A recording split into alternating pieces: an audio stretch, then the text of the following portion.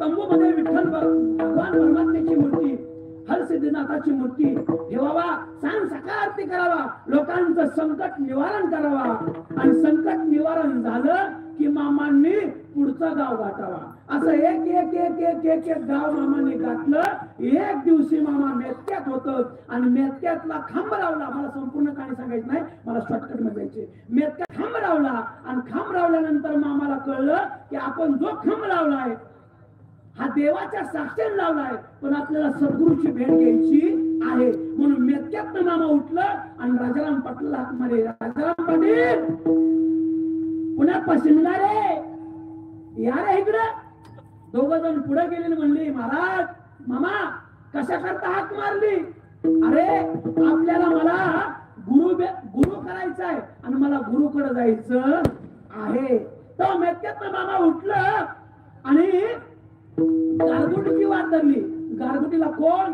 मामांचं गुरु मुळे महाराज.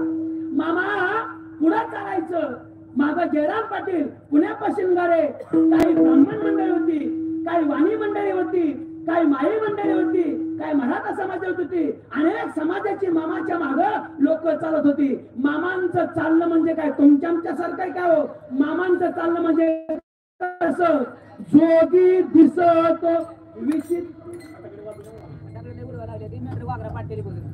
हे बा एक सूचना आहे, फटाकड्या वाजवू नका. मेंढ्या तिकडे भ्या लागल्यात, त्याच्यामुळं फटाकड्या वाजवू नका. काय कार्यक्रम असेल तर शांततेने चालवा असे मेंढपालांची विनंती आहे. कुठं आल तू?